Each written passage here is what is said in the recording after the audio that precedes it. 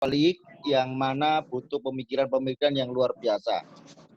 Sampai dengan hari ini, khususnya di Surabaya Raya, Sidoarjo, Gresik, dan Sidoarjo, itu sudah menerapkan PSBB. Nah, hal ini tidak menutup kemungkinan akan melebar, meluas ke daerah yang lain. Dan semoga saja tidak.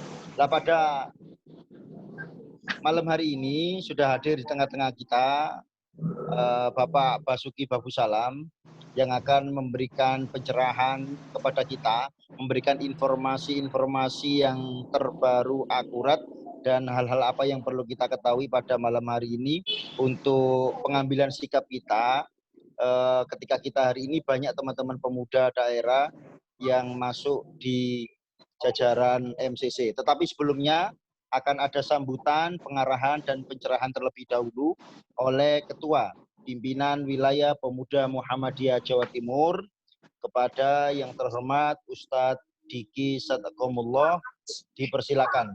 Namun sebelumnya marilah kita buka majelis ini dengan bacaan basmalah bersama-sama. Bismillahirrahmanirrahim. Waktu saya persilakan kepada Ustadz Diki. Monggo Ustadz. Bismillahirrahmanirrahim. Assalamualaikum warahmatullahi wabarakatuh. Alhamdulillah. Assalamualaikum. Liman jalal mudhari fi amril madi wal munasi. Asyhadu an la ilaha illallah wahdahu la syarikalah. Asyhadu anna Muhammadan abduhu wa rasuluh. Allahumma sholli ala Muhammad wa ala alihi wa sahbihi wasallim. Yang saya hormati kakanda kita Mas Basuki Babusalam. Beliau adalah tokoh muda yang luar biasa, menjadi inspirasi bagi kita semuanya. Hal ini tidak berlebihan ketika beliau kita undang untuk berbicara dengan tema yang malam hari ini sangat luar biasa, karena ada beberapa pandangan terkait kondisi terkini. Ketika nanti ini dibiarkan terus mengalir, maka akan terjadi kelangkaan-kelangkaan, dan mungkin juga ada benarnya kita juga mendiskusikan pada malam hari ini. Dan juga ada beberapa yang menanyakan, masih banyak dan lain sebagainya. Tapi ini perlu kita sampaikan bahwasanya ke depan apa yang kita lakukan berdasarkan fakta, bukan hoax. Barangkali ini bisa nanti menjadi pencerahan bagi kita. Dan teman-teman yang di daerah-daerah saya pikir juga bisa menyiapkan kemungkinan-kemungkinan yang akan terjadi ke depan, karena melihat kondisi saat ini, meskipun PSBB juga dilaksanakan, maka PSBB ini belum kelihatan maksimal. Bahkan antara pemangku kebijakan satu dengan yang lain mungkin bisa saling menyalahkan. Maka dari itu kita tidak perlu ikut larut di sana, tapi kita lebih real bergerak di mana yang bisa kita kerjakan pada malam hari ini. Mungkin kita malam hari ini bisa diskusi, kita akan bisa lanjutkan pada esok atau lusa atau kapanpun kita di daerah masing-masing bisa mengerjakan kondisi-kondisi yang begitu. Duka mendalam yang menjadi kita sampaikan bahwasanya keluarga kita ada yang meninggal, perlu kita juga bersama-sama mungkin bisa mendoakan, karena bisa jadi kondisi ini juga ketika teman-teman belum bisa maksimal menyikapi ini, maka ini akan jadi betul-betul keadaan yang sangat krusial bagi kita. Maka tugas kita masih panjang, perlu adanya hal-hal yang harus kita siapkan bersama-sama.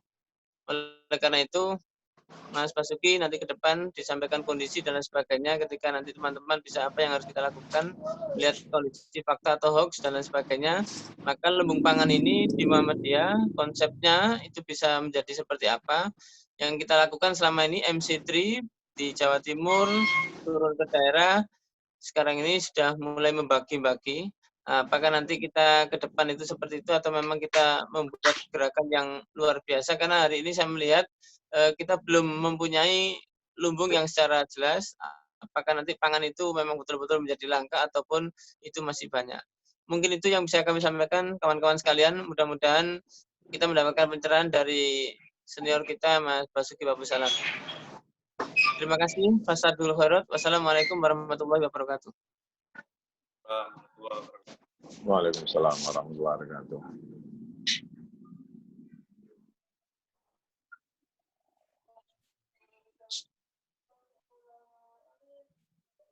Mas Ferry. Halo, halo, Ya. halo. Terima Ya, kasih Mas. Ya, oke.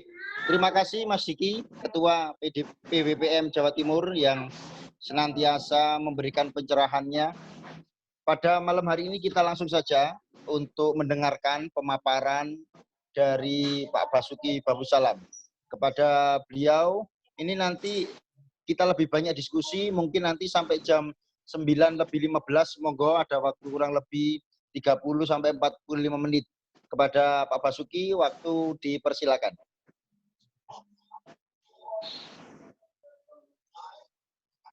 Terima kasih semuanya.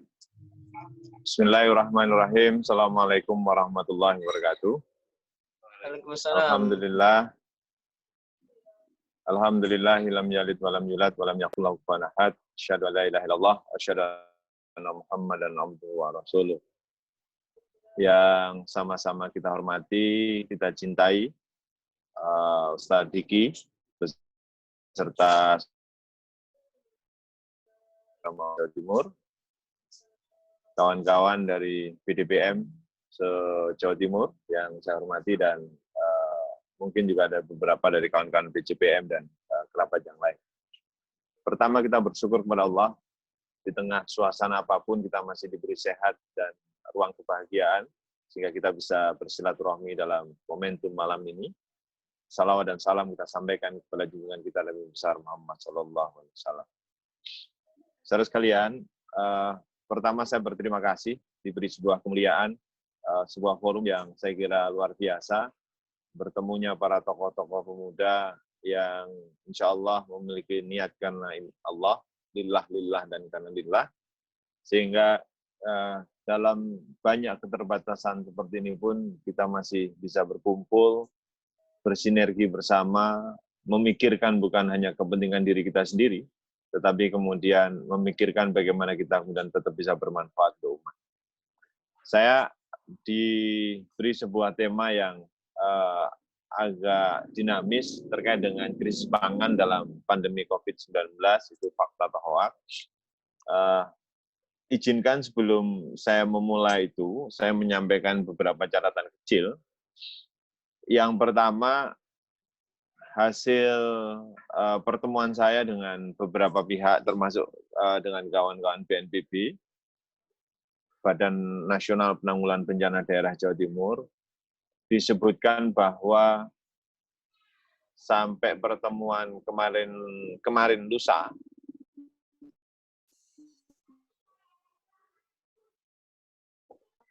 fasilitas penyembuhan itu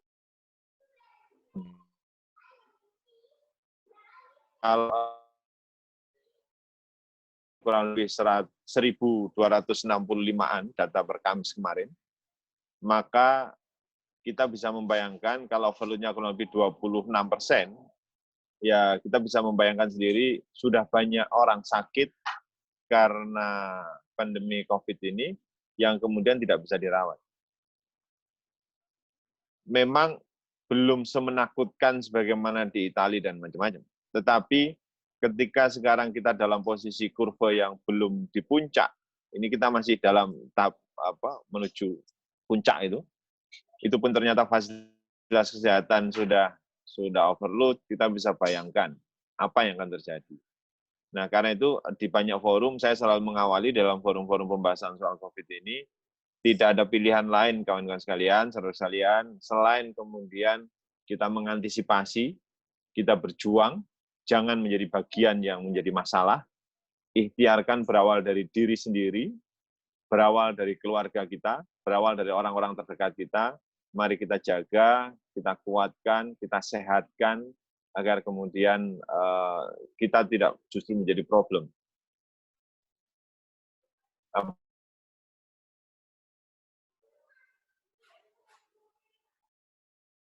Badannya potong nanti kan. Jadi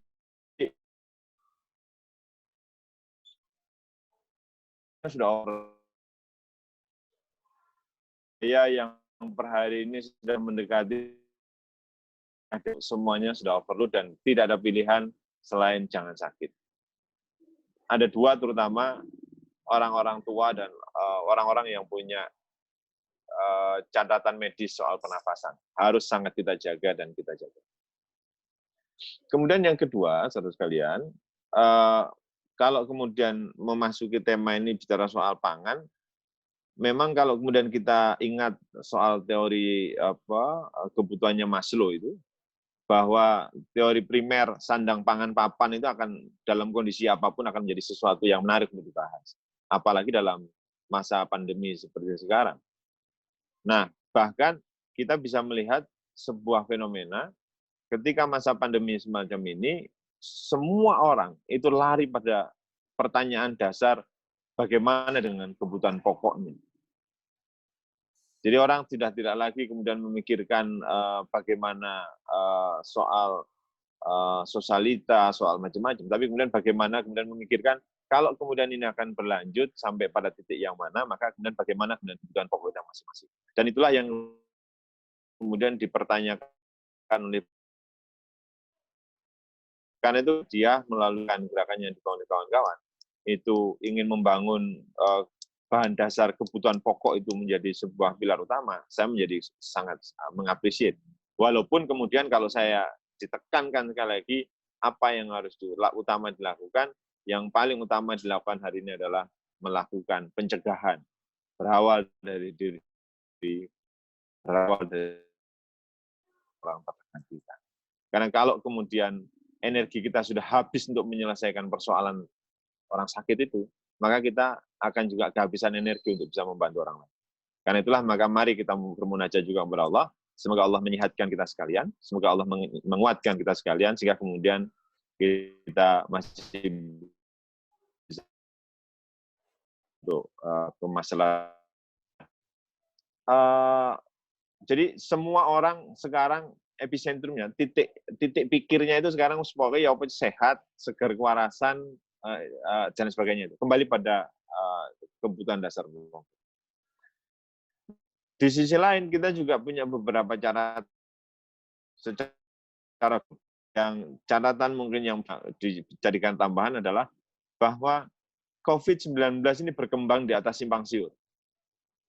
Tidak ada satu data pun yang bisa menjadi pegangan secara utuh di tengah dinamika perkembangan pandemi dan juga kemudian perkembangan alat komunikasi ini. Bahkan hari ini begitu tren ketika kemudian ada orang yang mungkin kurang nalar, tiba-tiba membuat prank-prank yang saya kira sangat tidak logis itu. Tapi ini satu gambaran. Jadi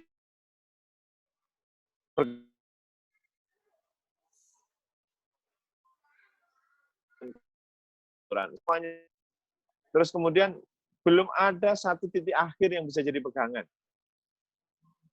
Belum ada. Jadi kalau ada ramalan kemarin yang disampaikan, ini ada kurva berdasarkan penelitian ini mungkin dengan big data macam-macam, kemudian dihitung analisa macam-macam, sampai kemudian disimpulkan mungkin Jerman yang pertama akan melewati fase ini pada tanggal 2 Mei kalau jadwalnya. Nyatanya tidak. Ada yang jadwalnya tanggal 3, tanggal 4, tanggal 5, nyatanya tidak. Bahkan Cina dengan Wuhan yang sudah mendeklarasikan sedemikian heroik pun hari ini kemudian juga ada isu baru soal kemudian adanya gelombang kedua, soal adanya bahwa di sana juga masih ada ribuan orang yang sakit, bahwa kemudian sudah memasuki fase penurunan, iya, tetapi sekali lagi pada satu titik akhir yang bisa menjadi pegangan, kita semua belum mendapatkan catatan kuat soal itu. Sehingga dari itu semua kita juga bisa membaca bagaimana kebijakan para pemimpin negara relatif kemudian kepala negara itu berpikir soal bagaimana self defense-nya, pertahanan diri sendirinya, pertahanan internal negaranya itu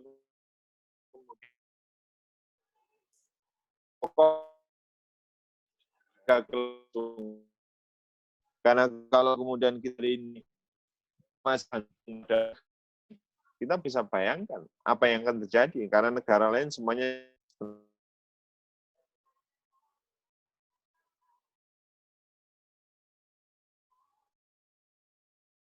Amerika hari ini menjadi korban terbesar. Negara-negara semuanya tidak.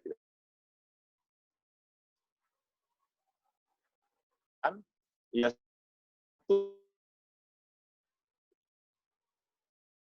semua.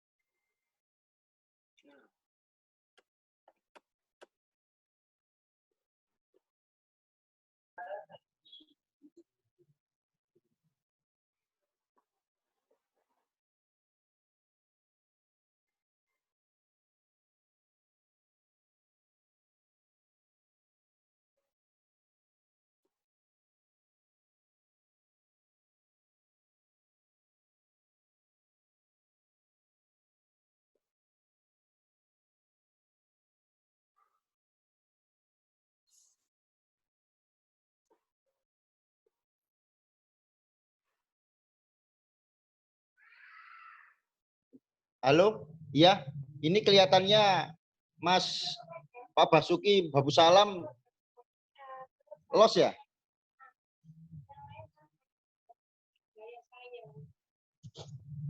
Ya, sempat terputus ini, mungkin faktor jaringan.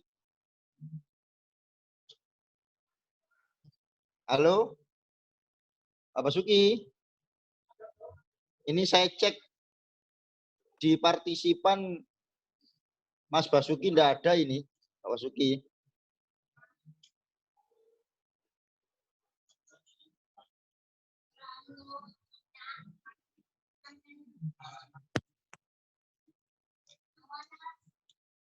Sinyalnya kelihatannya.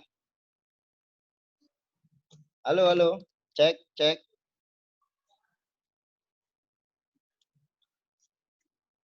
Mas Wahyi. Halo, Mas Wahyi. Nah, udah masuk ya? Monggo, lanjut Pak Basuki. Belum muncul, Mas. Masih belum login. Oh, belum login. Ya, Mas.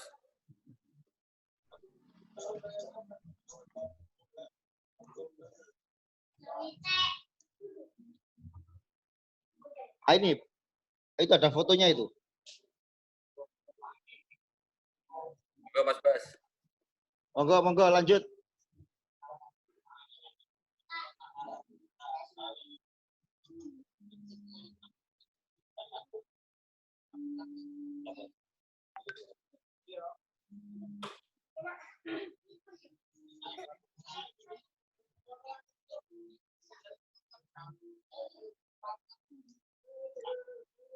Moodnya dibuka Mas Basuki.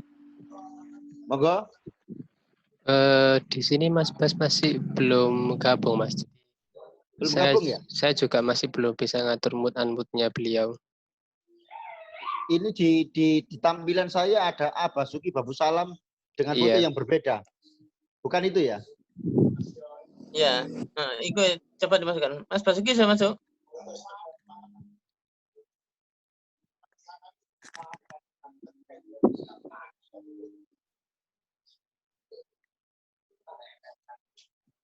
Moodnya dibuka.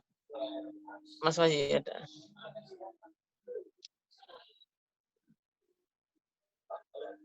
Iya, moodnya, mood. Sudah masuk beliaunya, cuma terkunci.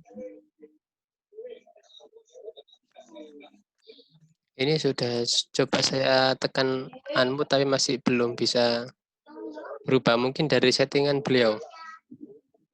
Mas Basuki coba dibuka moodnya.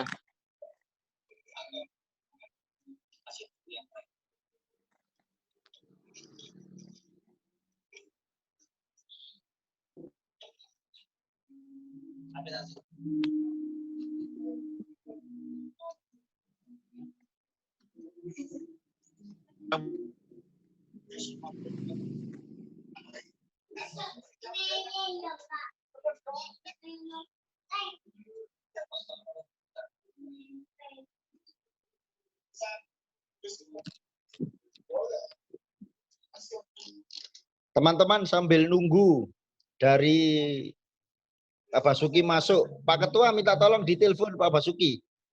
Siap. Proses. Teman-teman di Surabaya, Gresik, Sidoarjo. Tidak tahu di Sidoarjo ada enggak ini pemuda Sidoarjo? Atau pemuda Gresik, Mas Ainul barangkali. Atau siapa yang sudah hadir? Kalau di Surabaya terkait PSBB itu sudah berjalan hari ke-11 hari ini.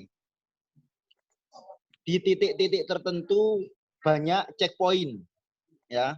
Tetapi tidak ada penindakan, hanya sekedar cek kartu identitas, ada surat tugas kerja, boleh lanjut, tidak ada surat tugas, pulang. Dalam sehari-harinya. Tetapi kalau malam aktivitas itu tidak ada bedanya. Di beberapa titik yang tidak terpantau oleh tim kepolisian itu masih banyak ditemui kerumunan-kerumunan. Ini ketika kita ngomong sebagai pemuda Muhammadiyah juga harus bisa mengambil posisi peran yang strategis. Karena PSBB ini salah satu ikhtiar untuk menekan dan memutus mata rantai. Nggak tahu gimana di Sidoarjo atau di Gresik barangkali. Sambil menunggu Mas Basuki. Monggo dari Gresik, Mas Ainul.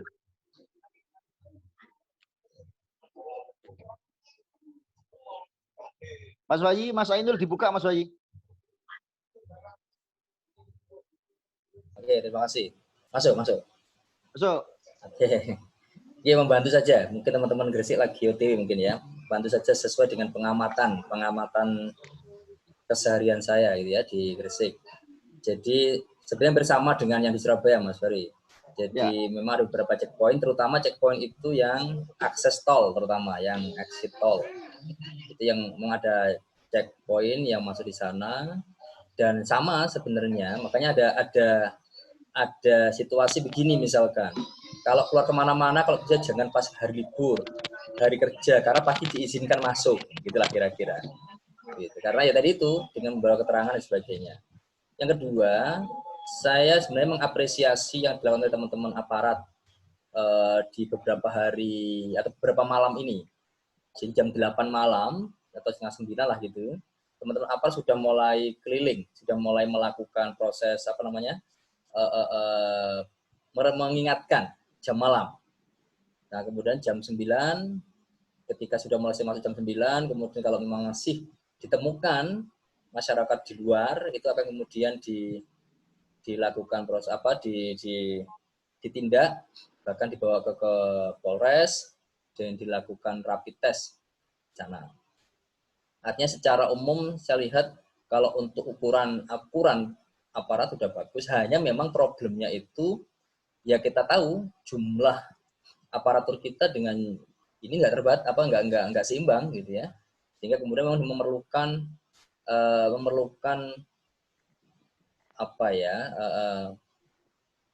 langkah dari masyarakat untuk itu. Cuman kan kemudian ya langkah yang dilakukan oleh ya tentu melalui aparatur kita bawah ya, RT, RW dan sebagainya itu. Gitu. Ini kalau soal PSBB secara umum saya katakan PSBB yang memang belum efektif secara umum. Kalau belum efektif, kalau kita mengandalkan dari aparatur tentu ya seperti itu. Bayangkan aparatur kalau misalnya harus keliling untuk mencakup seluruh kabupaten Gresik jelas nggak mungkin, Pak. Secara waktu, secara tenaga jelas nggak mampu gitu.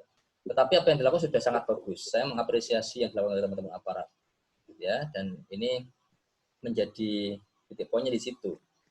Nah, sehingga ini kalau kita melihat yang diperlukan sebenarnya sini adalah bagaimana lebih mengedepankan partisipasi masyarakat ya untuk ikut serta di dalam ikut PSBB itu. Gitu. Artinya perdebatan soal sholat nggak sholat di masjid itu masih sangat hari ini masih sangat luar biasa gitu. Dan selalu jadi tema pasar nggak ditutup, masjid ditutup, gitu ya dan sebagainya. Warung kopi sudah diupayakan meskipun belum maksimal sudah diupayakan. Tapi kalau pasar yang berkaitan dengan lumbung pangan tadi juga menjadi persoalan gitu. Sehingga lagi yang harus jadi titik kita adalah sebenarnya adalah keterlibatan masyarakat lah ya. Nggak tahu nanti bagaimana peran kita, Pemuda Muhammadiyah, peran teman-teman kita untuk bisa bersama-sama dengan masyarakat. Saya misalkan di beberapa kesempatan ketika diminta untuk berbicara, saya sampaikan dengan keilmuan saya misalkan, virus itu bukan soal kalau orang sakit kemudian kena, oke. Yang jadi masalah itu begini, orang itu tidak tahu kalau dia sakit, tapi dia adalah carrier, pembawa dari virus itu, dan kemudian menyebarkan pada yang lain. Itu persoalannya, saya katakan itu. Karena virus itu soalnya bukan kalau virusnya kan memang hidupnya di inang yang hidup ya, dia kan. Tapi kalau soal penyebarannya nggak ada yang tahu gitu loh. Makanya kalau saya beberapa kali saya nyampaikan, virus itu yang jadi masalah yang berat saat ini itu kenapa harus ada physical distancing, macam-macam, social distancing, itu karena ada carrier. Jadi kita itu bisa jadi carrier, siapapun jadi carrier, jadi pembawa dari virus itu. Nah itu yang menjadi yang harus harus kita cegah dengan cara kita stay at home dan macam-macam dalam rangka supaya tidak jadi carrier gitu. Nah mungkin itu Mas, kalau sepengetahuan saya di Gresik kira-kira ya tidak jauh dari Surabaya lah kira-kira gitu. Matur nuwun.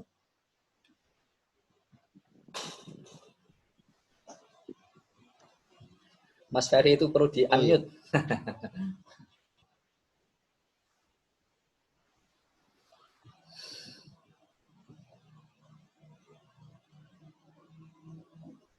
Mas Wahyu itu Ustadz Ferry di-unmute. Ya. Oke. Makasih Ustadz Ainul.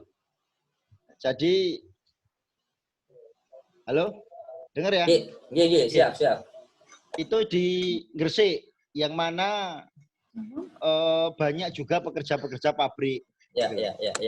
Ya boleh seperti itu. Ya. Monggo Sidarjo, barangkali ada. Sidarjo siapa? Ada. Ustadz Burhan barangkali mewakili. Sidarjo.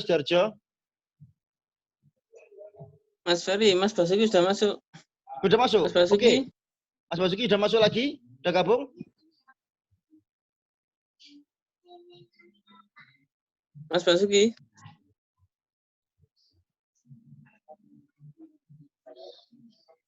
Ada, tapi kok enggak muncul ya? Enggak muncul suaranya. Ya. Enggak muncul suaranya ini. Faktor jaringan, baterai.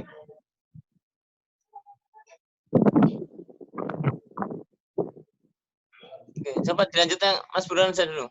Ya, monggo Mas Burhan.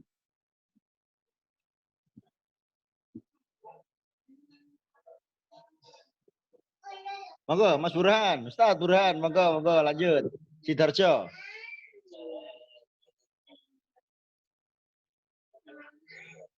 Mas Wahyi, Mas Burhan di unmute. Ya, assalamualaikum warahmatullahi wabarakatuh. Waalaikumsalam warahmatullahi wabarakatuh.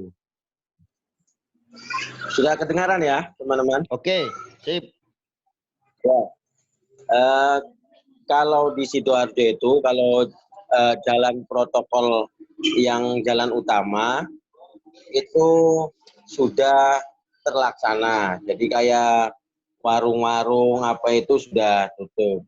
Tetapi tadi siang itu saya yang melewati jalan lingkar timur itu, jadi lingkar timur dari Buduran sampai Candi itu, ternyata tidak ada efek apa-apa.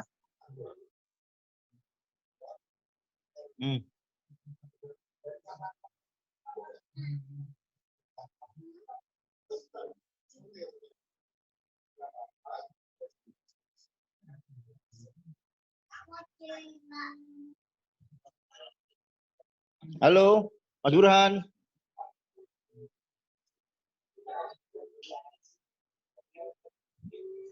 Halo, Mas Burhan. Hilang ya?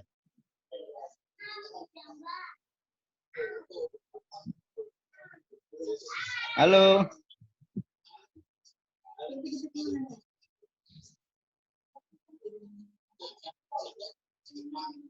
Halo.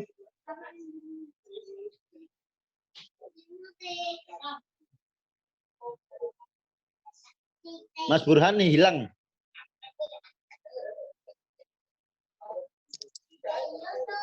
Mas bisa di Iya. Ya, tes 1 2. Ah, ini masuk lagi. Monggo Mas Basuki. Monggo masuk. Ya, Mas terima Basuki. kasih. Ya, lanjut. Siap. Terima kasih. Mohon maaf ini sudah Mungkin karena perangkatnya cicilan sehingga tidak terlalu nyaman. Jadi kawan-kawan sekilas tadi saya menyampaikan Badan Penanggulangan Bencana sudah menyampaikan kita sudah overload karena itu tidak ada pilihan lain selain kita menjaga diri harus sehat. Berawal dari diri sendiri, lingkungan kita, orang-orang kita, jamaah kita. Karena kalau diri kita atau lingkungan kita atau keluarga kita ada yang kena, energi kita pasti kesedot ke sana sehingga kemudian kita tidak bisa berbuat lebih baik untuk umat. Terus kemudian bicara soal ketahanan pangan, kita juga bisa membayangkan seluruh dunia sekarang dalam kepanikan itu posisinya jaga diri, bagaimana masing-masing negara itu kemudian bisa melakukan tindakan pengamanan agar ketahanan pangan di masing-masing negara kemudian juga bisa terjaga dengan baik. Nah, bicara soal COVID secara global, tadi sudah saya sampaikan, ini semuanya simpang siur, tidak ada satupun informasi yang bisa jadi pegangan. Ramalan-ramalan ya sekedar ramalan, tapi kemudian banyak juga yang tidak terbukti, termasuk ramalan kemarin yang sudah sangat populer. Ini sudah mulai semuanya sudah menemukan kurva turun. Diawali dengan Jerman dan negara-negara maju itu. Tapi ternyata per hari ini juga sudah melampaui tanggalnya, kita juga belum menemukan titik itu. Nah, bicara soal itu semua terkait kemudian dengan kondisi ketahanan pangan kita. Satu yang menjadi catatan tebal kita adalah bahwa kita ini tidak tahu, di tengah gemah ripah lojinawinya Indonesia, tapi kita ini ditakdirkan sebagai bangsa yang bahagia sekali kalau menjadi pengimpor. Semua bahan baku kita impor.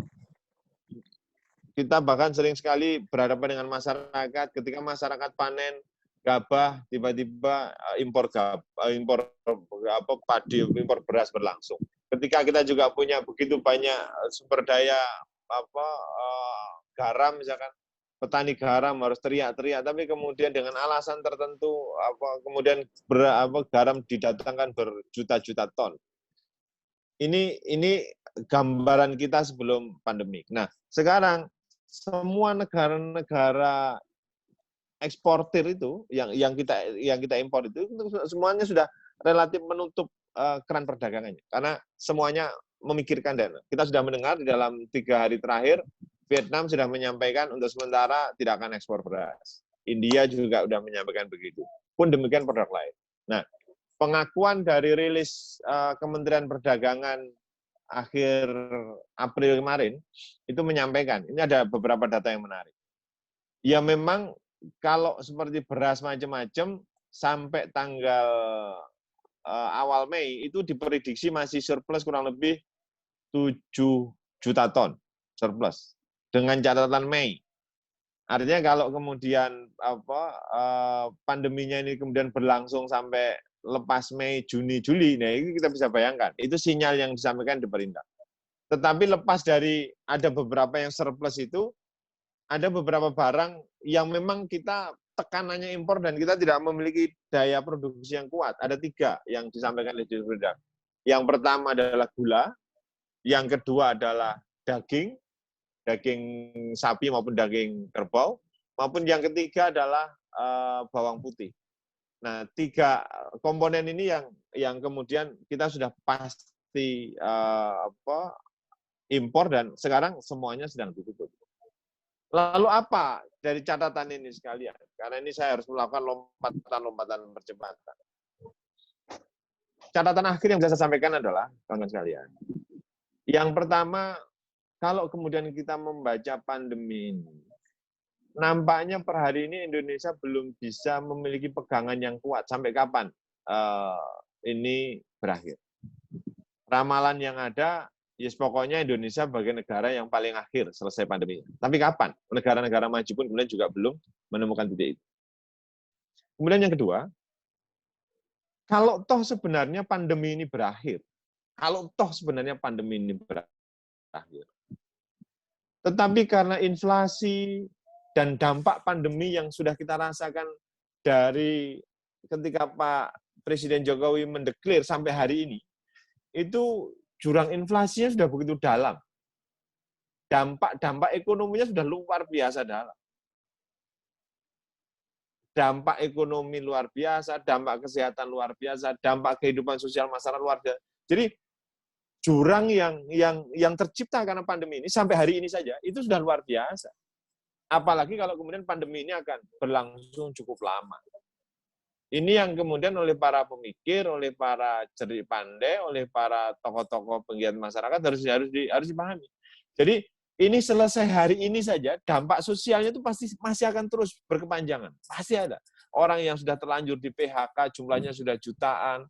Orang yang sudah usahanya sudah, ya dari awalnya ipit-ipit sudah bisa jalan, bisa jualan kecil-kecilan, sekarang benar-benar terpuruk dan tidak bisa bergerak. Itu jumlahnya jutaan. Sehingga kemudian untuk memulai ini semua, itu perlu effort dan dorongan yang luar biasa. Belum lagi kalau kemudian kita bicara sedulur-sedulur kita yang ini juga saya ingin berikan catatan buat kawan-kawan aktivis pemuda Muhammadiyah. Banyak juga kawan-kawan kita, kerabat kita, di lingkungan kita yang kelihatannya yes, kelihatannya tahes, bajunya sih masih setrikaan lah katanya. Tetapi sebenarnya secara sosial ekonomi itu sebenarnya sudah masuk dalam korban dampak pandemi yang luar biasa. Ya mungkin tampilannya aja masih luar biasa, ke masjid masih pakai sarung yang bagus, tapi sebenarnya sudah menjadi terdampak yang luar biasa. Apalagi kalau kemudian pandemi ini akan berlangsung sampai Juni, bahkan saya tadi membaca beberapa perkembangan di media, ada kemungkinan bisa sampai Agustus. Ini kan sekarang kan Mei kan, bisa sampai Juni, Agustus, bahkan bisa sampai September. Nah, kalau itu kemudian yang terjadi, maka kekhawatiran soal kelangkaan pangan itu bukan lagi menjadi sebuah gambaran, tapi itu sesuatu yang benar-benar real, yang memang ada dan kita harus hadapi bersama. Nah, terus bagaimana kita menghadapi itu? Ada beberapa catatan kecil yang ingin saya sampaikan di penutup diskusi. Yang pertama, sekali lagi, saya juga mohon maaf ini, cuplikan diskusi saya dengan Dr. Abror yang sore tadi. Saya sepakat dengan beliau bahwa yang pertama yang harus kita kunci adalah kita harus berikhtiar menghentikan penyebaran dulu. Minimum membentengi keluarga kita, membentengi saudara kita, membentengi orang-orang kita. Agar apa? Itu tadi, agar kita kemudian bisa bergerak. Karena begitu ada keluarga kita yang kena, energi kita akan kesulitan. Kemudian yang kedua, dari diskusi-diskusi soal bagaimana membangun lumbung pangan macam, saya sangat setuju.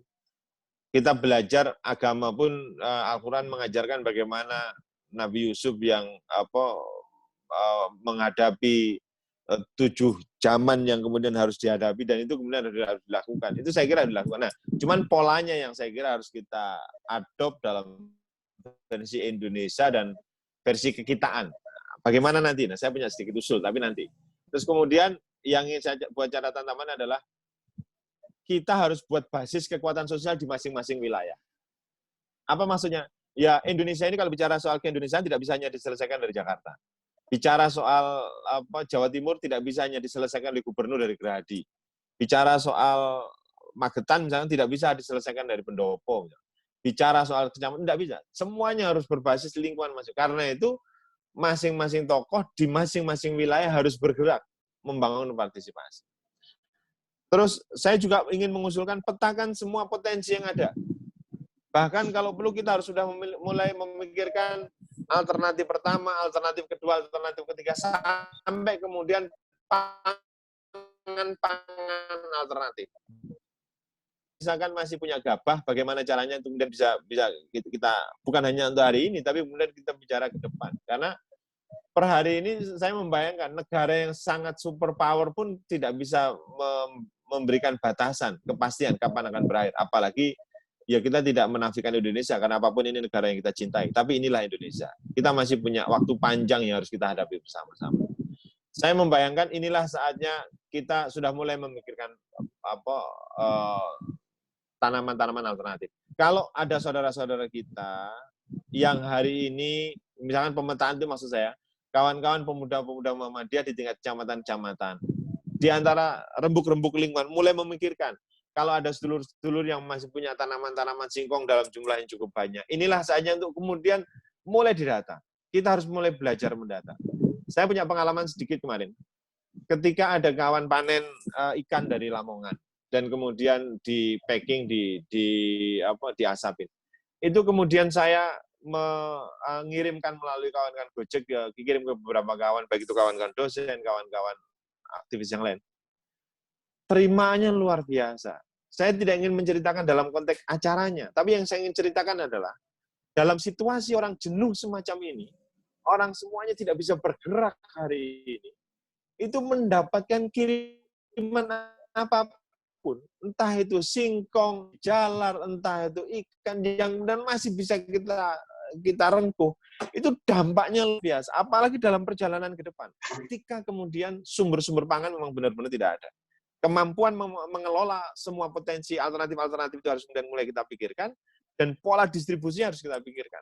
Dan bagaimana penataannya, kalau saya mengusulkan berbasis dari lingkungan kita masing-masing.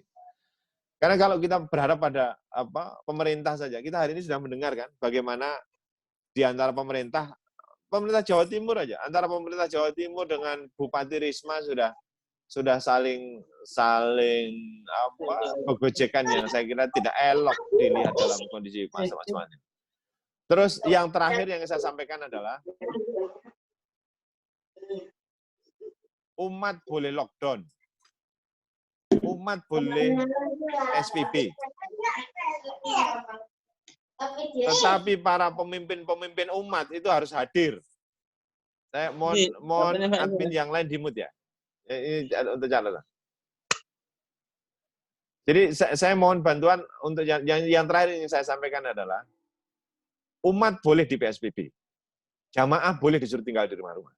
Tetapi para pemimpin umat, kader-kader persyarikatan di semua tingkatan harus kemudian keluar kandang dan kemudian berserikat.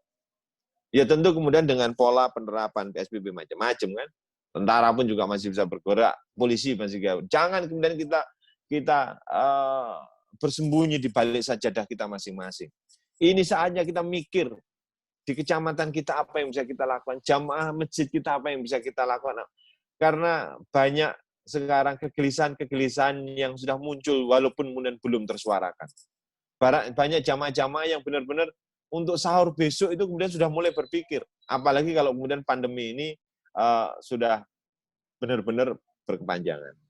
Nah, in prinsip pemimpin umat jangan kemudian berdiam diri. Saya mendorong dalam beberapa diskusi saya berharap seperti kalau kantor-kantor persyarikatan, ya mohon maaf, ya jangan tambah tidak ada. Ini saatnya umat ini sekarang menunggu apa kemudian yang harus dilakukan oleh umat. Apa yang harus dilakukan oleh jamaah-jamaah itu? Dari hal yang terkecil, dari hal apapun yang paling sederhana, orang butuh panduan. Jangan semua masjid dikosongkan, kantor persyarikatan dikosongkan, terus kemana umat kemudian harus berlabuh gitu kan? Minimum dalam konteks panduan. Nah, saya tadi juga sudah diskusi dengan beberapa orang, saya dorong minimum ada panduan apa yang kemudian yang harus dilakukan oleh umat terkait menghadapi ini semua. Saya kira ini sebagai sebuah pengantar, nanti kita akan sambung dengan diskusi. Saya akan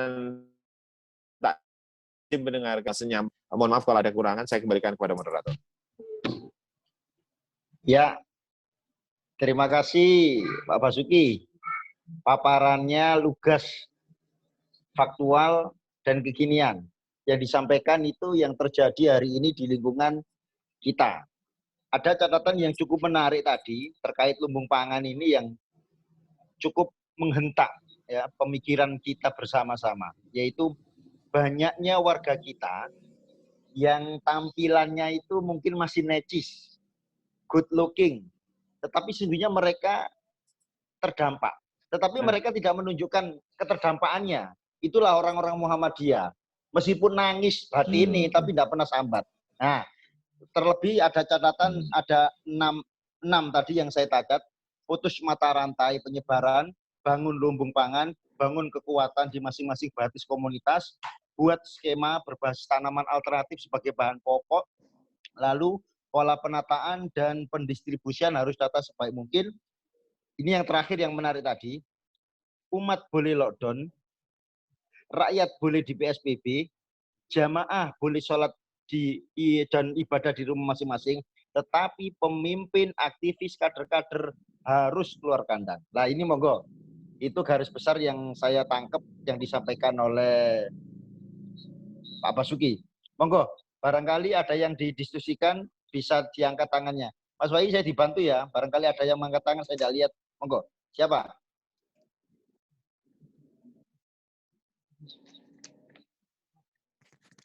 Monggo Mas Sobrun Jamil. Mas Sobur Jamil, monggo. Assalamualaikum. Dari Malang. Waalaikumsalam. Monggo. Terima kasih kesempatannya Bang Ferry, Pak Basuki. Terima kasih juga paparannya luar biasa. Itu data fakta yang memang kita hadapi. Terkait itu ketahanan pangan. Kemarin teman-teman saya kira juga melakukan kajian di Malang Raya terkait hal itu. Dan di antara yang penting itu adalah menjaga supaya petani terus tersedia kalau terkait dengan pupuk, terkait dengan bibit dan lain sebagainya. Karena tentu saja seperti ini sangat rawan dimanfaatkan oleh orang-orang yang punya modal besar gitu ya. Punya modal besar, kemudian karena sudah tahu membaca peta situasi dan seterusnya, dana yang mereka miliki ini mereka gunakan untuk borong sembako atau borong padi, borong segala macam kebutuhan pokok yang dari petani dan kemudian mereka mainkan juga. Nah ini kan ada hal yang saya kira rawan gitu. Nah saya kira pertama saya minta pendapat Mas Basuki bagaimana kita mengantisipasi hal tersebut. Jadi monopoli orang-orang punya modal besar yang itu juga ketika mereka kemudian kemarin aja kita sampai di beberapa tempat di Kabupaten Malang itu sawah-sawah sudah pada mau panen sudah pada dibeli semua gitu. Itu kan jadi kekhawatiran tersendiri. Sebagian juga petani juga menahan memang karena tahu akan ada macam-macam itu kemudian menahan. Nah, apa pandangan Pak Basuki terkait itu yang pertama? Bagaimana kita pemuda Muhammadiyah ini bisa ngawal mulai dari bagaimana ketersediaan bibit, pupuk dan lain sebagainya sampai kemudian ketika panen paling enggak kalau kita bisa panen lancar selama 4 kali musim tanam padi itu insya Allah masih aman lah gitu ya Indonesia. Tapi kalau dalam dalam masa-masa panen selanjutnya karena efek lockdown dan lain sebagainya, kemudian kelangkaan pupuk, kelangkaan bibit dan sebagainya, kemudian petani akhirnya juga mengalami kesulitan, kemudian nggak bisa lagi. Nah ini juga kerawanannya akan semakin besar.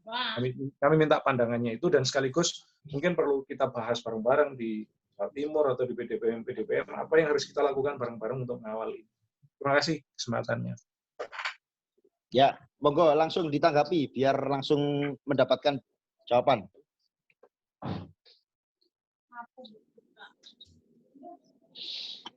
Terima kasih Mas Abron. Hormat dan tazim saya dari Surabaya. Malang.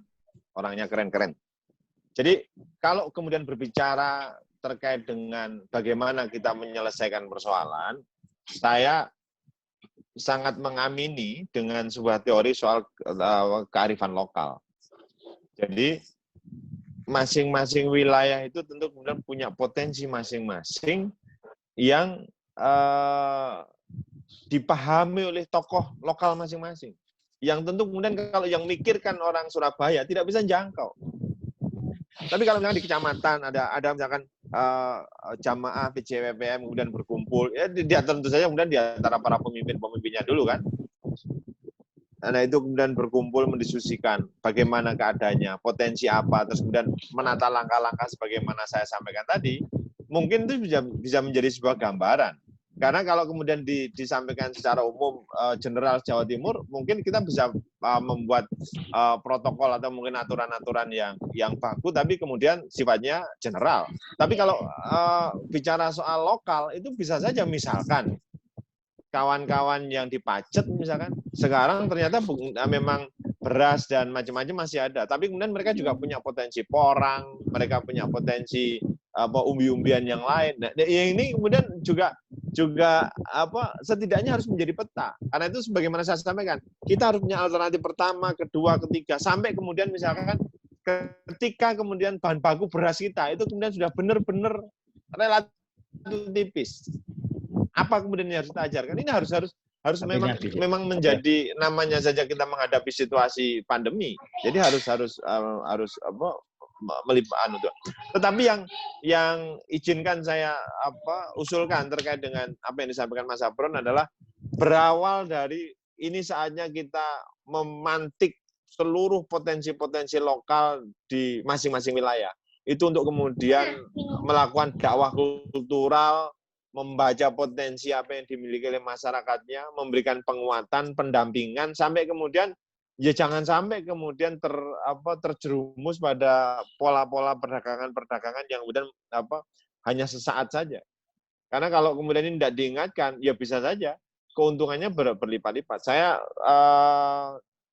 2-3 minggu yang lalu mendapat informasi ada kawan yang sehari-hari memanen gabah di banyak tempat di Lamongan sana. Itu ada setiap hari itu sudah pesen 14 truk untuk dikirim ke sebuah wilayah di Jawa Timur bagian timur sana.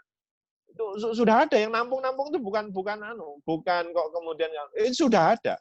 Jadi orang sudah membaca ini kebutuhan impor sudah di stop, produksi terbatas, habis ini ada puasa, habis ini ada hari raya, itu kemudian itu ada lonjakan-lonjakan, semua sudah dibaca. Ini teori ekonomi umum.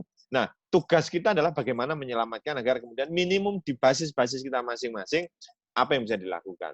Di daerah-daerah yang mungkin punya alternatif-alternatif selain padi, apa yang bisa dilakukan. Dan itu kemudian sekali lagi kearifan lokal, kehadiran pemimpin-pemimpin lokal di basis masing-masing. Inilah saatnya kemudian kita dituntut. Kita tidak lagi hanya diminta untuk berdebat soal kita harus tarawih di mana dan cuma di mana, tetapi kita sudah minta bisa makan. Saya kembalikan ke moderator.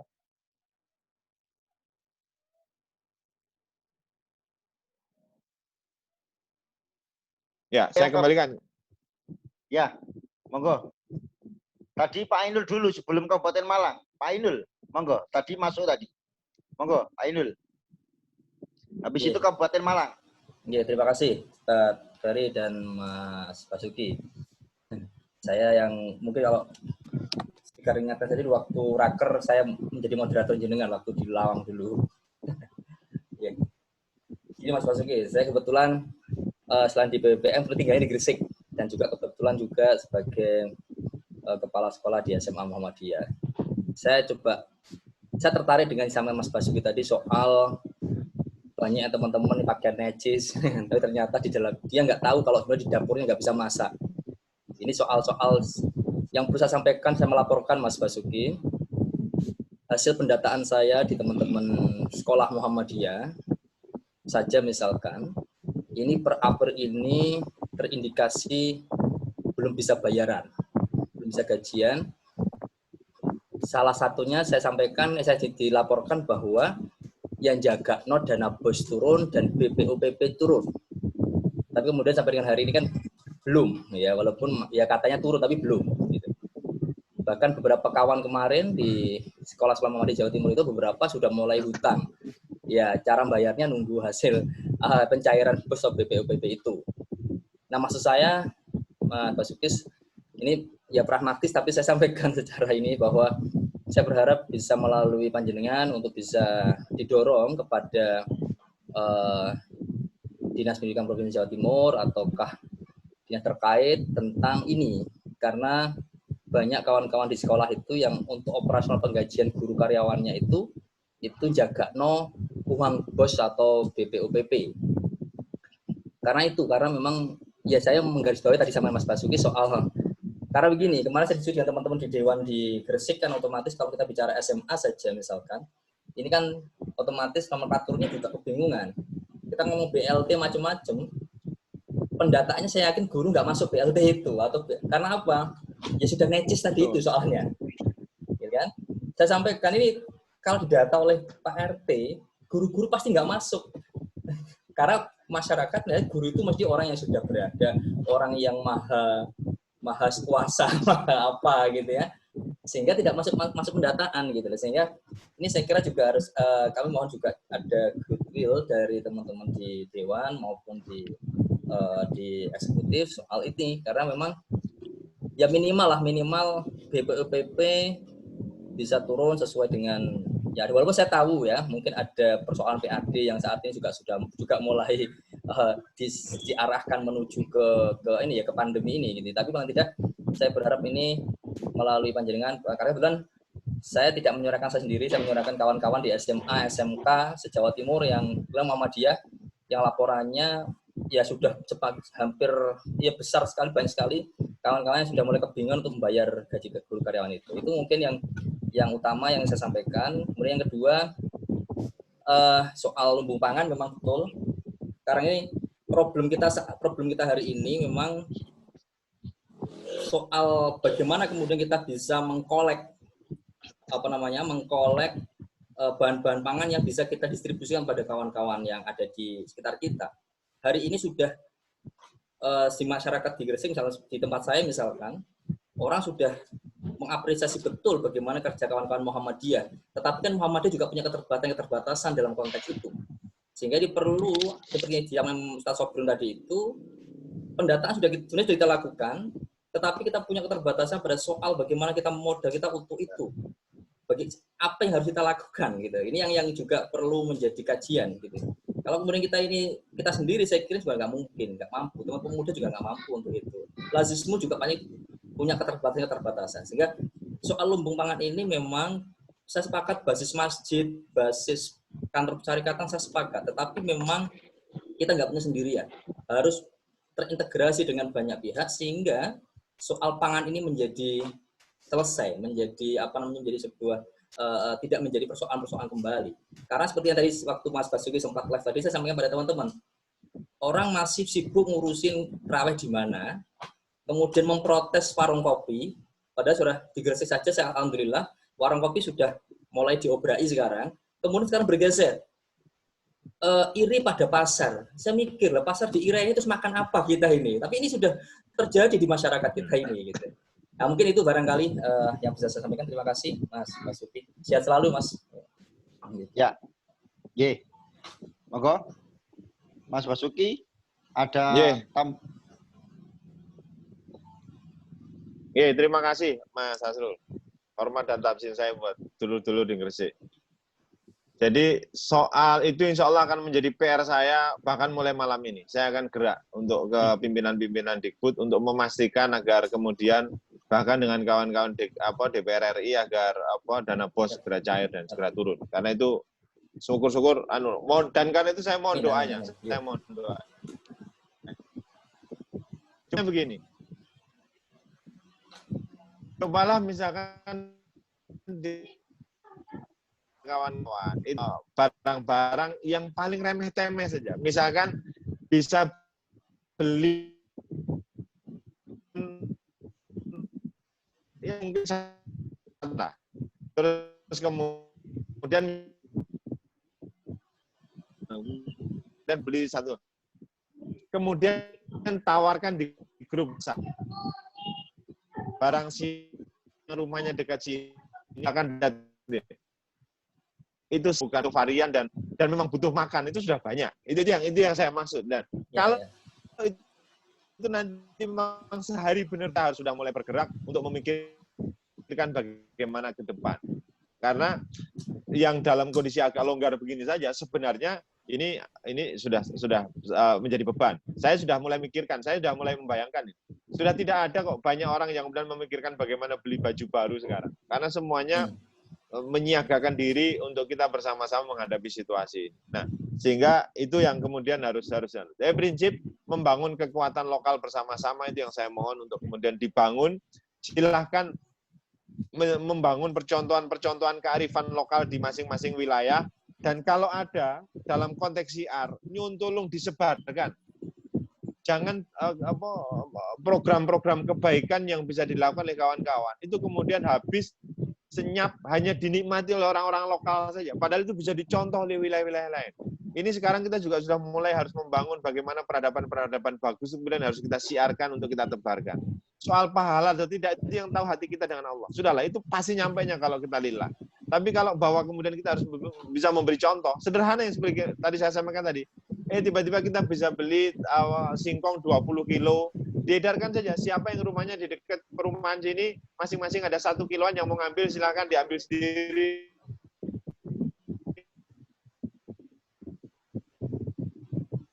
Saya yakin itu akan menjadi oase di mengkhawatirkan.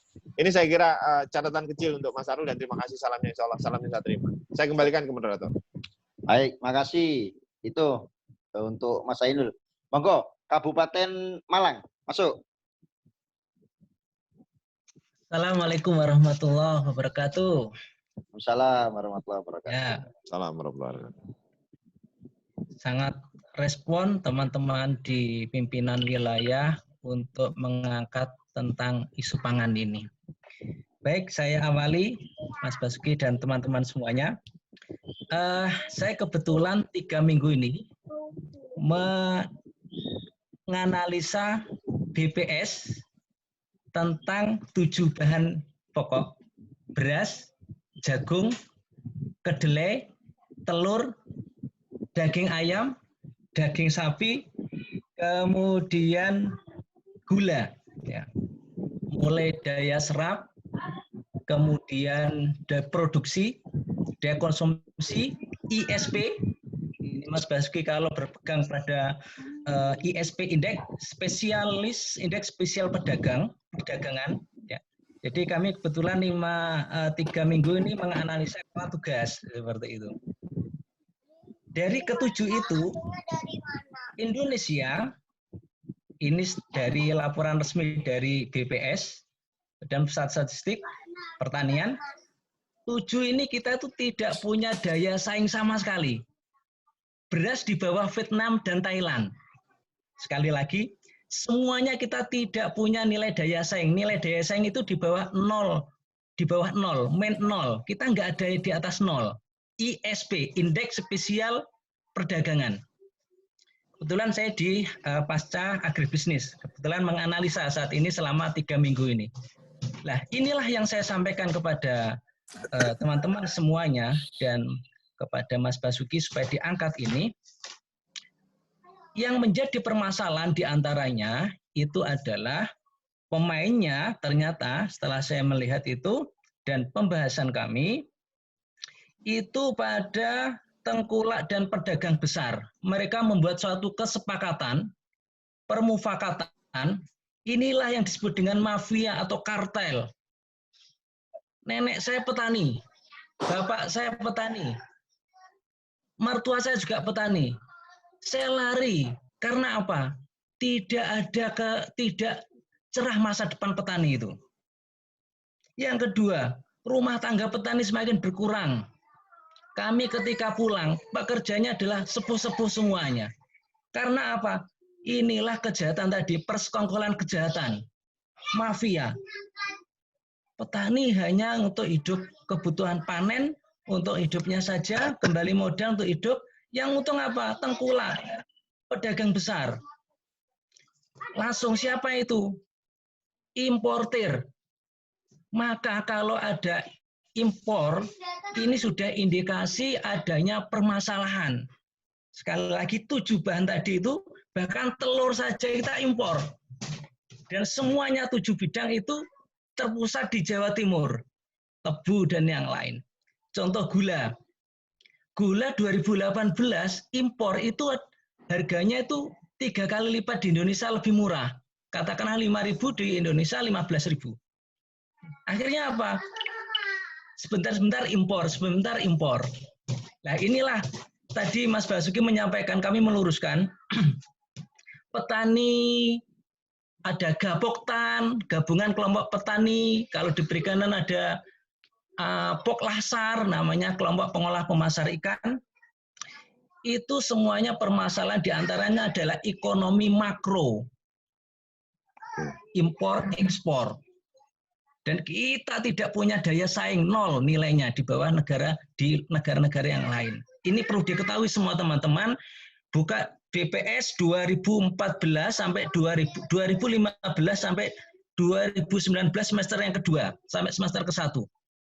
Ini mohon teman disampaikan para aktivis dakwah khususnya yang dari Muhammadiyah supaya untuk pangan ini betul-betul ini. Kita sedih melihat seperti itu data ini. Maka Jokowi ketika menyampaikan kemarin wajar, wong semuanya itu di bawah daya saing. Daya saing ada 4.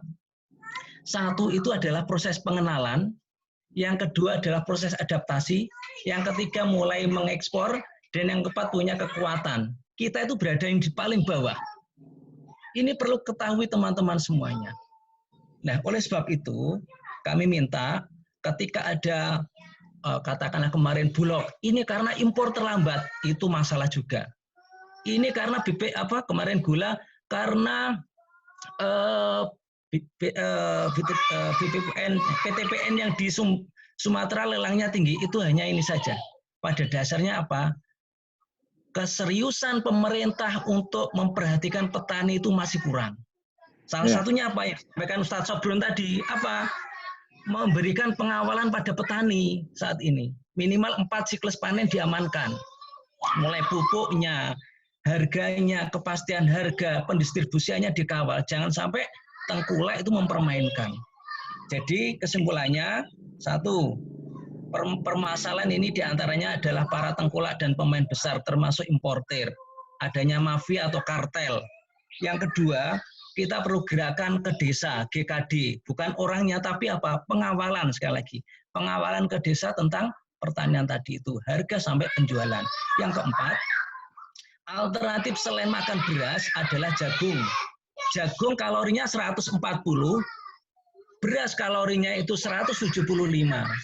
Jadi, makanan alternatif kita disiapkan itu adalah jagung.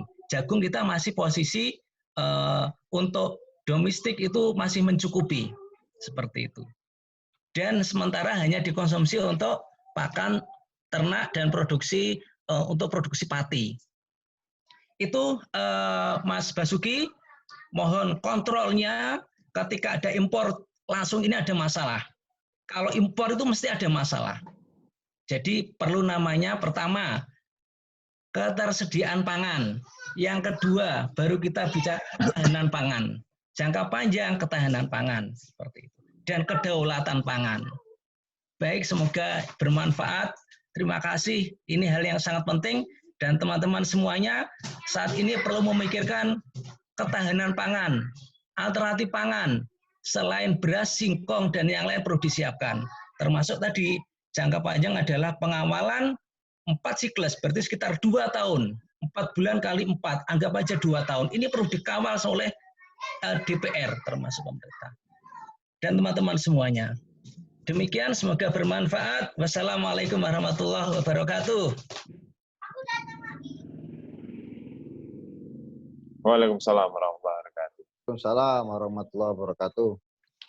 Baik, saya kira tadi bukan pertanyaan ya, tapi penambahan informasi untuk Pak Basuki dan teman-teman yang lainnya.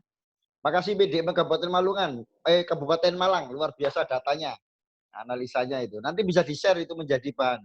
Monggo yang lain barangkali. Banyuwangi, monggo Banyuwangi masuk. Ujung Timur. Monggo Mas Wanyi. Sama. Ya. Assalamualaikum warahmatullahi wabarakatuh. Waalaikumsalam warahmatullahi wabarakatuh. Waalaikumsalam. Sama Pak Ketua Fraksi.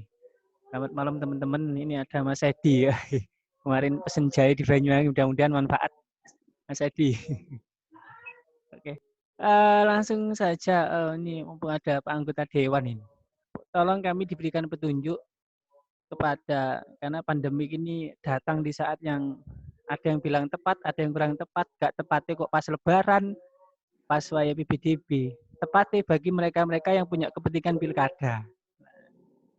Bagaimana untuk mengingatkan pada kepala daerah yang hari ini pilkada untuk, terutama yang incumbent ini. Kami melihat incumbent ini rodok diuntungkan.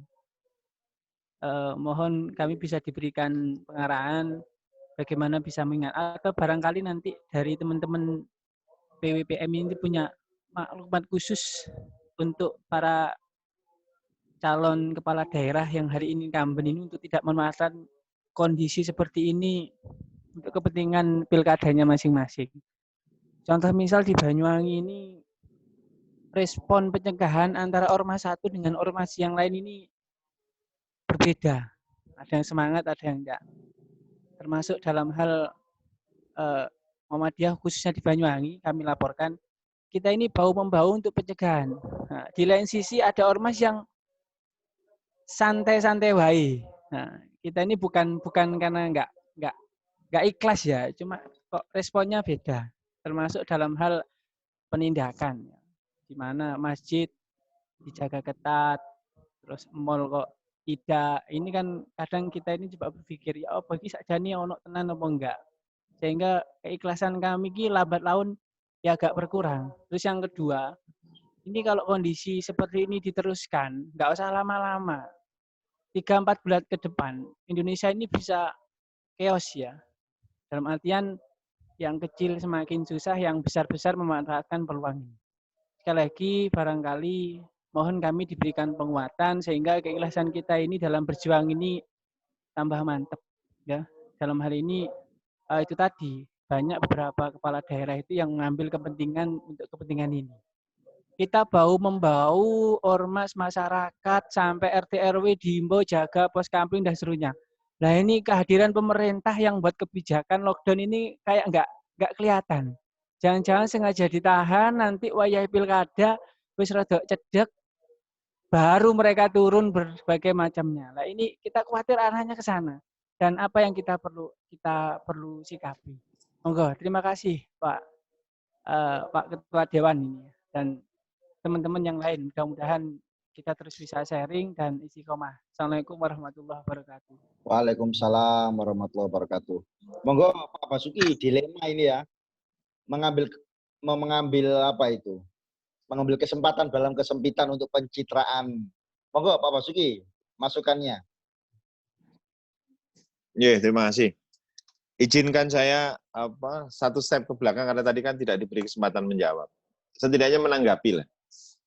Pertama, terkait dengan Kabupaten Malang. Saya sangat tergugah, terinspirasi, dan saya sangat berterima kasih. Inilah saya kira salah satu contoh kader-kader bangsa yang harus aware, harus peduli, dan kemudian memberikan treatment-treatment yang keren tadi. Jadi saya kira ini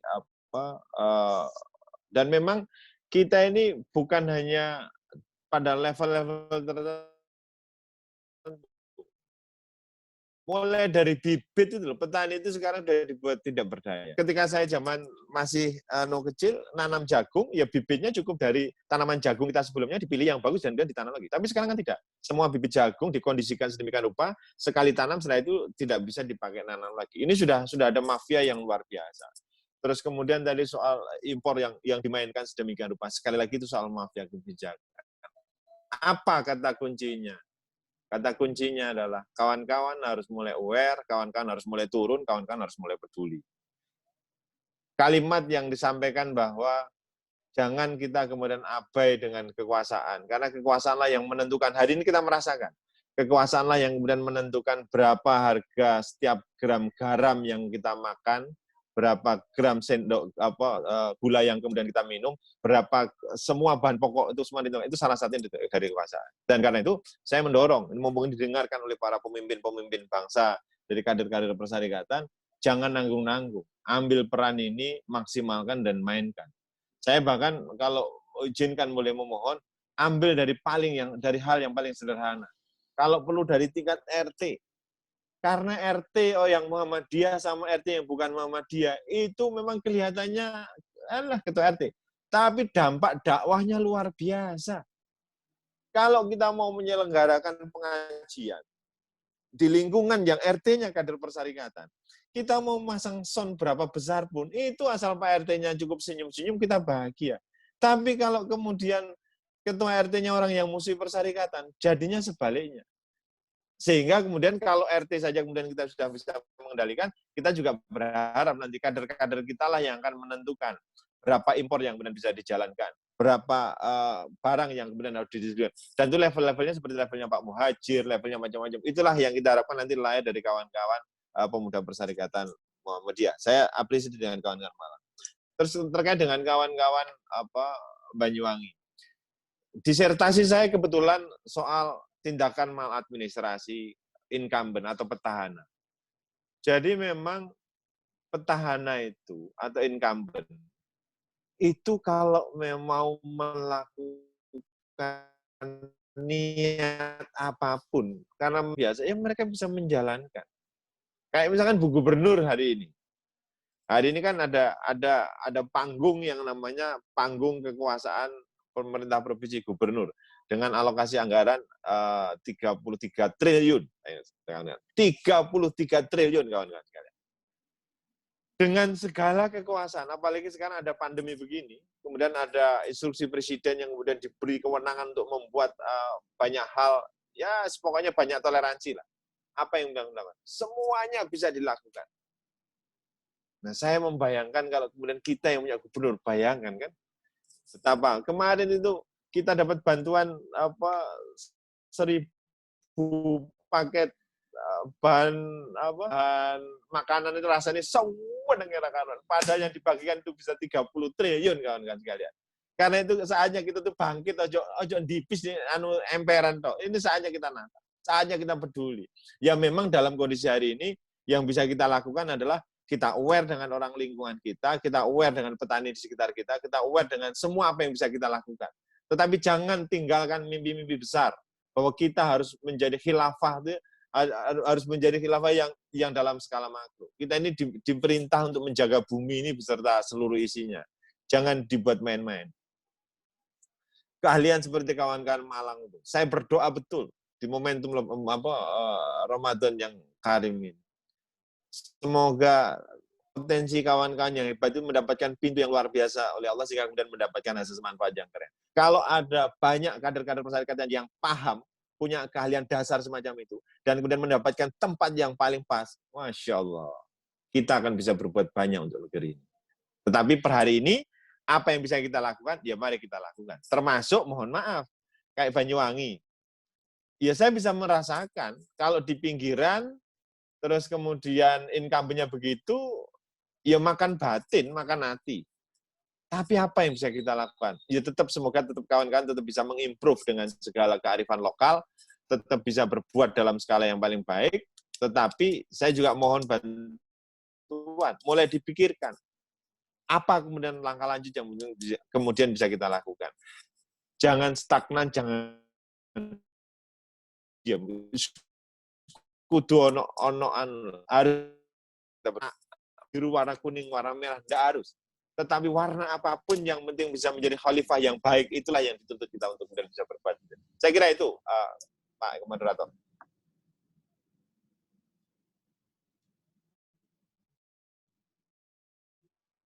Ya,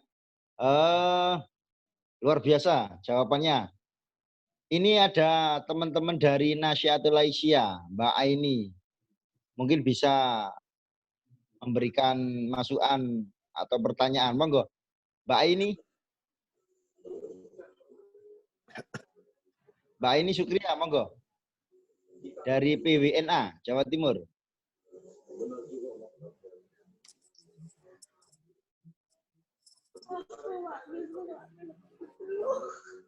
Mbak Aini. Lepas ya? Mas Wahyi, Mbak Aini masih bisa on atau lepas? Halo, Mbak Aini. Iya. Ayo, Mbak Aini, monggo. Ini masukan suara Nasyiah. Ya, tunggu. Nah, ini nek musuh mak-mak iki ketane sik braise iki. Sabar Pak Basuki.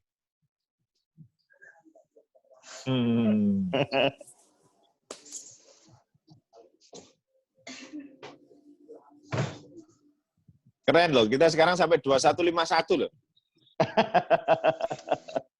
Nanti maksimal jam 10 selesai. Ini kita selalu jam 10. Kita usahakan pukul 10. Kalaupun lebih sedikit tidak apa-apa. Ya, Monggo Mbak ini monitor. Ya, Saya sinyal. tadi hanya mendengarkan sebentar ini Mas Wadi. Oh, tidak apa-apa. Mumpung ada Pak Basuki, apa yang ditanyakan terkait lumbungmu ini. Di Nasia sendiri gimana? Ya, Assalamualaikum warahmatullahi wabarakatuh. Waalaikumsalam Alhamdulillah, warahmatullahi beberapa menit saya wabarakatuh. BPM Jatim. Tidak banyak yang saya ikuti tadi, Mas Bari. Iya. Terkait dengan nasiah untuk pangan, nasiah hanya melakukan yang kecil saja ini, Pak. Karena basisnya kami basis masyarakat, kita dekat sama masyarakat, salah satunya adalah untuk ketahanan pangan di keluarga teman-teman nasiah gitu. Kami usahakan untuk penyebaran benih Pak Abbas, penyebaran benih ke beberapa PDNA dan personal yang ada supaya mereka bisa mengorganisir teman-teman nasihat di basis, ya minimal mereka bisa menanam sayur di rumahnya kami yang bisa kami lakukan Pak Abbas. Mungkin kalau sayur nggak mungkin perlu impor ya Pak ya. Di pasar sudah banyak, tapi bagaimana untuk mengurangi belanjanya emak-emak di rumah itu dengan mereka buat tanaman sendiri di rumah. Kemudian yang kedua terkait nasiah, hanya beberapa hal terkait pangan ini, yakni ya seperti tadi yang sudah disampaikan, ada penyebaran sembako kecil kepada teman-teman dan juga yang lainnya. Tapi yang jadi perhelatan hari ini Pak Abbas, ya sama yang saudara-saudara pemuda tadi sampaikan tentang pangan di Jawa Timur. Kaitannya sama PHK dan beberapa unit usaha kecil yang tidak bisa melanjutkan pekerjaannya di musim pandemi ini, Pak. Dari mereka pedagang di sekolahan dan perusahaan-perusahaan yang hari ini sedang lockdown. Mungkin kalau bantuan dari pemerintah yang selama ini disampaikan hanya sembako, mungkin sembako hanya cukup 1-2 minggu saja ya Pak Abbas. Apalagi kalau ada bantuan rame-rame 600.000 yang dijangkau orang miskin dan lain sebagainya. Sedangkan yang peroleh dampak itu ada yang lebih besar lagi. Saya berharap ini Pak Abbas yang dekat dengan pemerintah hari ini perlu adanya penguatan unit usaha kecil mereka Pak yang bisa dilakukan di rumahnya masing-masing, di lingkungannya masing-masing dengan pasar yang baru. Mungkin kalau dulu mereka bersama lingkup pekerjaannya yang lama, mungkin sekolahnya, perusahaan-perusahaan mereka, tapi sekarang lockdown, mereka harus kembali ke rumah dan bisa memanfaatkan lingkungan rumahnya dan media yang lainnya untuk menguatkan UMKM begitu Pak Abbas. Sepertinya begitu Pak Abbas. Kira-kira menurut Pak Abbas bagaimana pendapatnya dan proyeksi ke depan terkait hal ini bagaimana Pak? Matur suwun.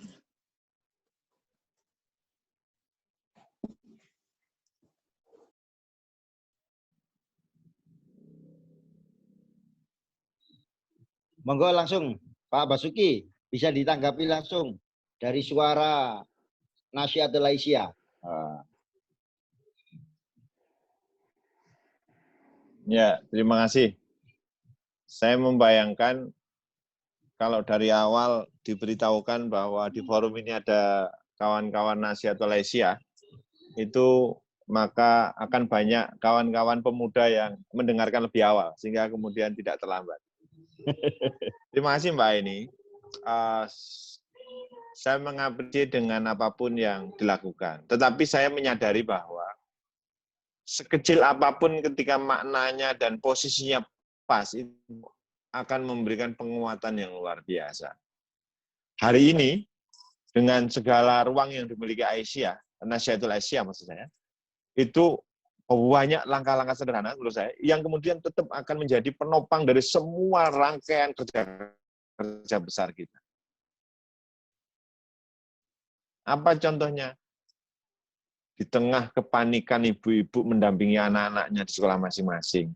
Itu kalau kemudian ada sapaan pagi Ibu tetap sabar, nggih, anak ini mutiara kita, tolong bimbingi, semoga melalui media sosial, melalui grup WA, pesan secara personal, dan itu kemudian berbasis pada lingkungan kita masing-masing. Saya tetap menangkap bahwa apapun itu peran yang luar biasa.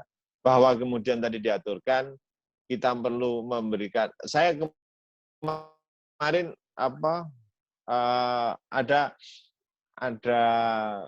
yang menyampaikan ke saya, Pak, ini ada gerakan kawan-kawan memberikan modal, sopo yang mau jualan cendol kualifikasi ini, pokoknya hasilnya nanti dipakai oleh orang yang jualan itu sendiri. Itu ternyata per person modalnya juga sangat murah, dan itu ketika kemudian bisa digerakkan terus-menerus, itu ternyata juga bisa jalan. Artinya apa? Dalam konteks kepedulian, kalau hanya 50.000, 100.000, itu kepedulian satu orang menguatkan 2-3 keluarga, itu ternyata juga bisa. Saya juga punya pengalaman pribadi, jadi kalau jual makanan kecil, jual makanan itu juga kemudian bisa dilakukan. Tinggal kemudian bagaimana itu digerakkan secara pas. Nah, untuk itu kehadiran NA saya kira tetap sesuatu yang sangat keren. Dalam bahasa dialektika mungkin ya sederhana, tetapi maknanya tetap kemudian tergantung rasa. Dan saya kira kawan-kawan bisa memainkan itu dengan kita ini bisa melakukan apapun, kadang-kadang dengan tanpa modal pun kita sentuh, kita sapa, kita kasih senyuman yang terbaik, itu bisa membangun motivasi yang luar biasa. Tergantung mau atau tidak bergerak. Nah, tinggal kemudian bagaimana orang-orang hebat seperti Mbak Aini dan Aini lain itu kemudian digerakkan, disatukan, dikonstruksikan menjadi sebuah gerakan nasional untuk kemudian bisa memberikan penguatan yang lebih besar dalam konteks sederhana ini. Tapi kemudian dirajuli banyak. Itu kan banyak kan gerakan-gerakan, misalkan one day one juice, itu kan berawal dari hal yang sederhana. One day one surat atau apa. Itu kan keren banget. Itu juga berawal dari sentuhan-sentuhan orang-orang sederhana yang kemudian orang-orang hebat seperti Mbak ini yang kemudian mau berbuat sesuatu untuk peradaban. Prinsip teramat banyak ruang yang bisa kita lakukan dalam kondisi kayak gini, karena dalam kondisi kayak gini masih begitu banyak orang dan perlu sapaan, perlu sentuhan, dan perlu teman, dan karena itulah kita harus hadir.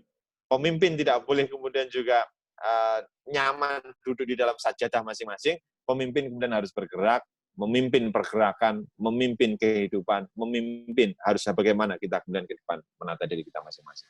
Saya kira itu, Pak Moderator. Tanggapan untuk Mbak Aini.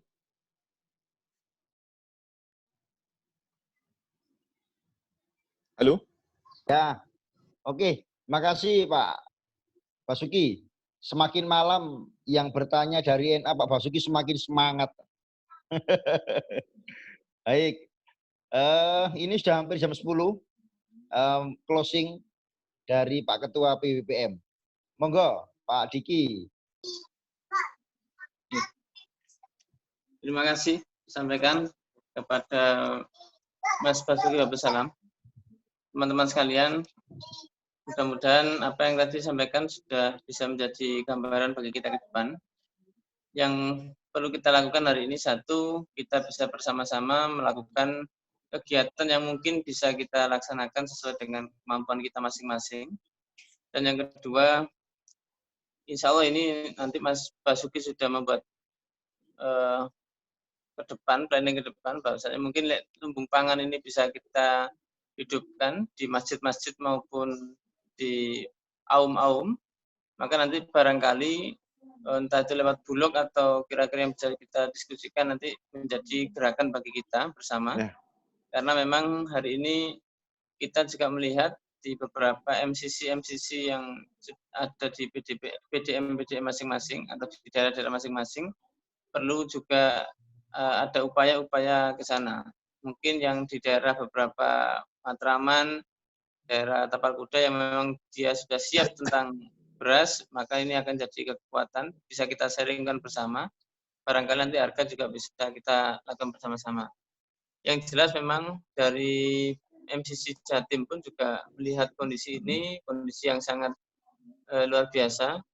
Nafas yang harus panjang kita gunakan, karena ini juga belum tentu kabar ya. Kabar ini belum tentu yang sudah kita dengarkan kapan berakhirnya. Maka gerakan-gerakan kita, mari kita fokuskan dulu mungkin ke persyarikatan kita, warga persyarikatan. Yang kedua, orang-orang sekitar persyarikatan yang betul-betul butuh kita berikan pendampingan. Baik itu dalam segi material maupun dari segi motivasi dan dukungan. Dan yang terakhir, kami ucapkan sekali lagi terima kasih pada Mas Basuki yang telah bergabung dengan kita bersama. Insya lain waktu mungkin kita bisa diskusi yang lain. Kepada tadi ada Mas Ridaim yang sempat bergabung dengan kita, kemudian sempat hilang. Ada teman-teman yang dari Nasihatul Aisyah, kemudian dari teman-teman yang tadi sempat ada yang gabung, baik itu dari bapak-bapak yang sempat ikut. Ini memang kondisinya Zoom ini kadang sinyalnya kurang bagus memang. Jadi kadang ada di daerah-daerah ini yang agak maju mundur sinyalnya. Nah, kadang kita ini yang di Surabaya ini aja sinyalnya kurang baik, apalagi yang di daerah-daerah mungkin juga. Tapi begitu teman-teman pemuda-pemuda Jawa Timur, teman-teman pimpinan daerah pemuda se-Jawa Timur, kemudian teman-teman PCP.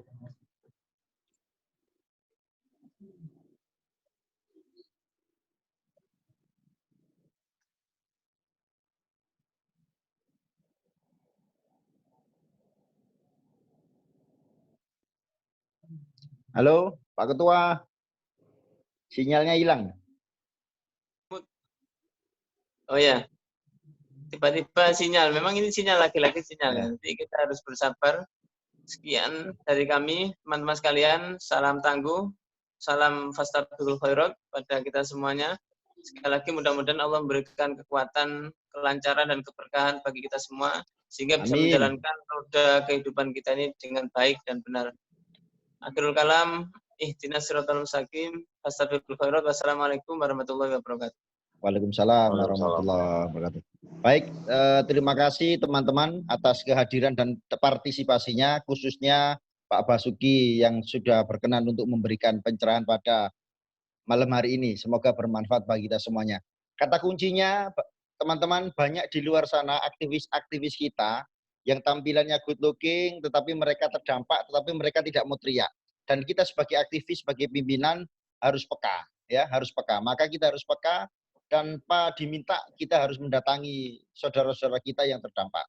Demikian kajian pada malam hari ini. Semoga bermanfaat. Kita tutup dengan doa penutup majelis dan hamdalah. Subhanakallahumma wa bihamdik asyhadu an la ilaha illa anta astaghfiruka wa atubu ilaik. Assalamualaikum warahmatullahi wabarakatuh. Salam tangguh. Waalaikumsalam warahmatullahi wabarakatuh. Monggo kalau mau lanjut-lanjut, teman-teman diskusi-diskusi silakan.